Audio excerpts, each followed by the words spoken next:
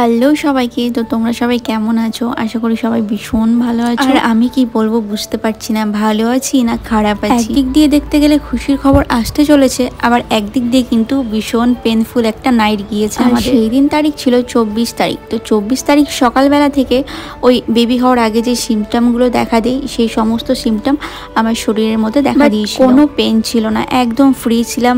সারাদিন আমি ভিডিওসও বানিয়েছি। তবে রাত্রি ওই 11:30টার পর থেকে আমার কেমন জানি একটা পেন শুরু হয়। পেনটা আমি তোমাদের বলছি, মানে ওই 1 মিনিট পর পর, মানে 1 মিনিট থেমে থেমে ভীষণভাবে পেন হচ্ছিল, সেটা আবার 1 মিনিট ধরেই। আর এটা কিন্তু সারা রাত চলেছে।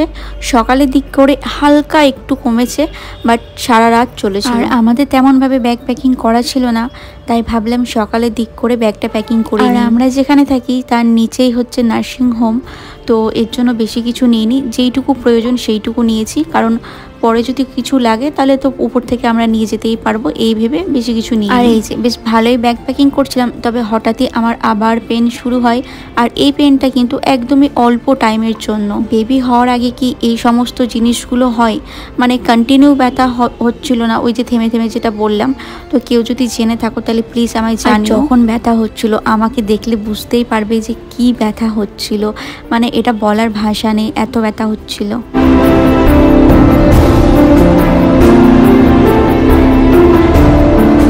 আমরা 24 তারিখ মানে যেদিন সকাল থেকে আমার ওই সিমটমগুলো দেখা দেয়, তো আমি যে ডক্টর দেখাই, আমি ওনাকে ফোন করে বলি সমস্ত কিছু।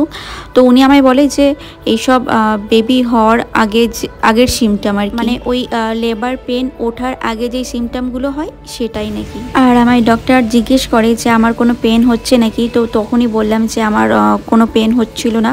তো বললো যে 24 ঘন্টা বা 48 ঘন্টার মধ্যে পেন স্টার্ট হয়ে যাবে। তো আমার ওই 11:30টার পর থেকে পেন স্টার্ট হয়েছিল। আর তার পাশাপাশি আরেকটা কথা জিজ্ঞেস করেছিলাম, যদি পেন না ওঠে তখন কি করব।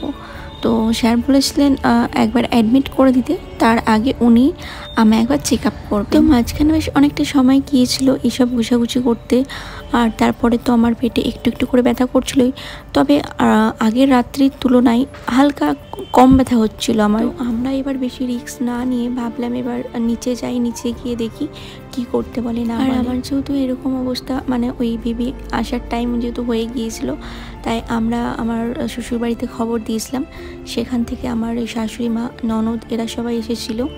আর আমরা এখন আছি নার্সিংহোমে ভর্তি হওয়ার আগে যে সমস্ত আর কি থাকে সেগুলো সব কিছু কমপ্লিট করছিল ও। আর নার্সিংহোমে ভর্তি হওয়া মাত্রই আমায় স্যালাইন দিয়ে দেওয়া হলো। স্যালাইন দিতে গিয়ে যে সেই কত রকমের যুদ্ধ, সেই টাইমে ভিডিওস করা হয়নি। স্বাভাবিক মেন্টালি সেরকমভাবে স্ট্রং ছিল না যে প্রত্যেকটা মুহূর্তে ভিডিও করব। বাট তারপরেও যেটুকু পেরেছি জাস্ট তোমাদের কথা ভেবে এইসব ভিডিওগুলো ক্যাপচার করেছি আমরা। আর আমি এখানে আমার একটা মনের কথা বলতে চাই। আমার মুখটা দেখলে বুঝতে পারবে যে কতটা টেনশন, কতটা মানে কেমন যেন একটা মুখটা হয়ে আছে। তার একটা কারণ, এর আগের দিন রাত্রিবেলা সারা রাত ব্যথাতে আমি ঘুমোতে পারিনি। আর তার উপরে আমি না বুঝতে পারছিলাম না যে আমার সাথে কি হচ্ছে। মানে আমি নার্সিংহোমে আসলাম আর আমার ব্যথাটা কোথায় জানি বন্ধ হয়ে গেল, মানে হলেও ওই না বোঝার মতো করেই হচ্ছিল। তো ব্যাস এরকম করতে করতে অনেকটা টাইম চলে যায়। আমরা ভর্তি হয়েছিলাম সকাল 11:30টার সময়, আর আমাদের বলা হয়েছিল ওই 4টে পর্যন্ত দেখবে, যদি ব্যথা হয় তাহলে নর্মালে করবে, নয়তো সিজারে করবে। তো ব্যাস যেটা আমি করতে চাইনি, আমার হাজব্যান্ড করতে চাইনি, আমাদের সেটাই করতে হলো, সিজার করতে হলো। আর এখন আমি কিন্তু অপারেশন থিয়েটারে, আমার কিন্তু অপারেশন চলছে। আর এখানে আমার বর গেটের সামনে দাঁড়িয়ে আছে, ওকে দেখলে বুঝতে পারবে ও কতটা টেনশনের মধ্যে আছে। আর এখানে এই দাদা ভাইটা এসে বলে মা ও বাচ্চা দুজনেই সুস্থ আছে। আর এরই মধ্যে আমাদের বেবিকে ওর হাতে দিয়ে দেওয়া হলো। বাট এখানে আমার একটা জিনিস খুব খারাপ লেগেছে, যে ওর রিয়াকশনটা আমি দেখতেই পেলাম না, কারণ ও ব্যাক সাইড হয়ে গিয়েছিল।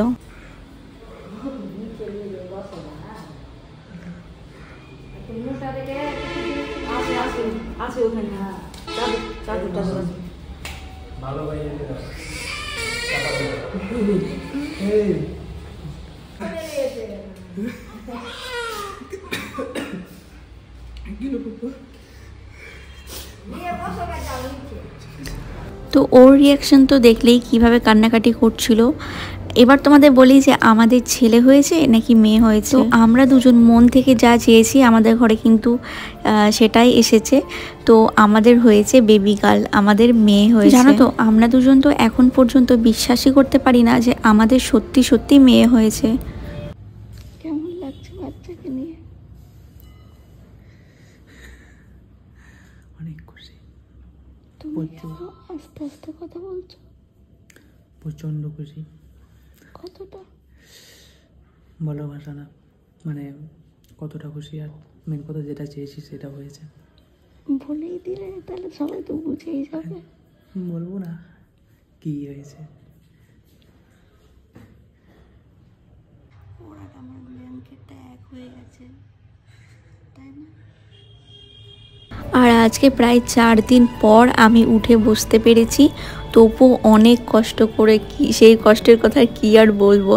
তো উঠে ব্রাশ ট্রাশ করলাম আর একটুখানি ড্রেসটা চেঞ্জ করে ফ্রেশও হলাম। আর আমার বর আমাকে লিপস্টিক টিপ এইসব এনে দিয়েছে, বলছে এখন একটু সেজে গুজে রাখতে।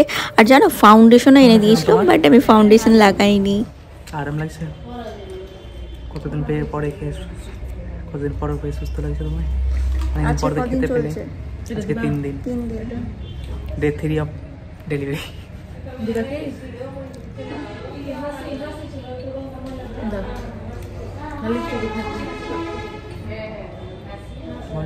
ঠিক আছে, পরে কথা বলছি।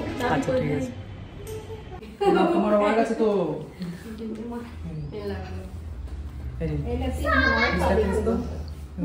দেখতে আমরা উঠাল দিদি ওদেরকে।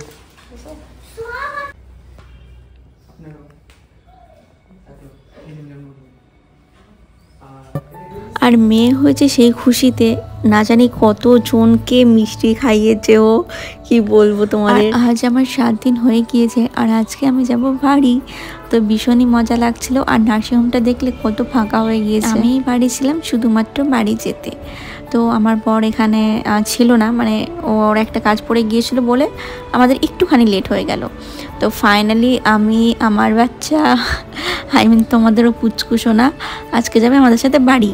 আর প্রায় 7 দিন পর বাইরেটা দেখে আমার ভীষণ ভালো লাগছিল। আর সেই দিন ভীষণ রোদ উঠেছিল, তো একটা আলাদাই ফিলিংস লাগছিল, ভীষণ ভালো লাগছিল। এসেছিলাম 2 জন মিলে, কিন্তু এখন বাড়ি যাচ্ছি 3 জন মিলে। আসলে এটার জন্য যে কত অপেক্ষা করেছি, প্রত্যেকটা দিন গুনতাম যে কবে আসবে সেই দিনটা, কবে আসবে সেই দিনটা। তো ফাইনালি সেই দিনটা চোখের সামনে দেখতে পেরে ভীষণ ভালো লাগছে। তবে এই যে এতগুলো সিঁড়ি বেয়ে ওঠা, আমার যেহেতু সিজার হয়েছে, এটার জন্য আমরা দুজনেই ভীষণ টেনশনে ছিলাম যে কি করে উঠবো না উঠবো। সত্যি কথা বলতে উঠতে আমার তেমন কষ্ট হয়নি। তোমরা তো সবাই জানো যে সিজার করলে অন্তত পক্ষে 3 মাস না হলেও 2 মাস তো সিঁড়ি দিয়ে ওঠানামা করাই যাবে না। সেখানে সিজারের 7 দিনের মাথায় আমাকে উপরে উঠতে হয়েছে। বাড়ি চলে আসলাম। আর তোমরা জেনেও গেলে আমার ছেলে হয়েছে না মেয়ে হয়েছে, বাট তোমরা অনেকেই তার মুখ দেখতে চাইছো। তো এখানে আমি একটা কথা বলি, অ্যাকচুয়ালি কি বলো তো, বাচ্চার যতটুকু ওজন হওয়া দরকার তার থেকে একটুখানি কম ওজন হয়েছে ওর। আর তার পাপা চায় না এখন তার মুখ দেখাতে। অ্যাটলিস্ট 1 মাস তোমরা ওয়েট করো।